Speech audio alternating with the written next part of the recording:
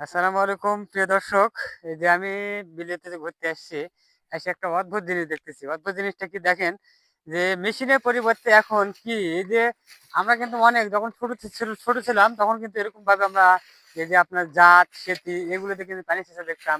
অনেকে গাবলাতে পানি সেচতো এবং আবার বাল্টিতে করে পানি সেচতো। সেটা কিন্তু আমি এই ২০২৫ সালে কিন্তু আবার সেই বিলেতে ঘুরতে এসে কিন্তু এরকম একটা দৃশ্য দেখতেছি এবং খুবই ভালো লাগতেছে, খুবই ভালো লাগতেছে।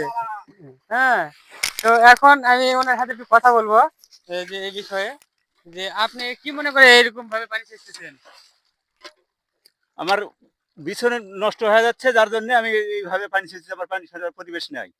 আচ্ছা, এখানে মেশিনের কোনো ব্যবস্থা নাই? জি না, আচ্ছা, আচ্ছা। দেখ এভাবে পানি সেচতে কি খুব কষ্ট হচ্ছে? কষ্ট তো হবেই। খুবই কষ্ট হচ্ছে, তাই না? হ্যাঁ, মেশিন হলে কিন্তু খুব তাড়াতাড়ি হয়ে যেত। এটা কতক্ষণ লাগতে পারে এই পেছনটা? তাও ১ ঘন্টা সময় লাগবে। ১ ঘন্টা। দেখেন দর্শক, এই ভাই ১ ঘন্টা কিন্তু এই ভাই খুবই এভাবে করে কষ্ট করে কিন্তু পানি সেচবে।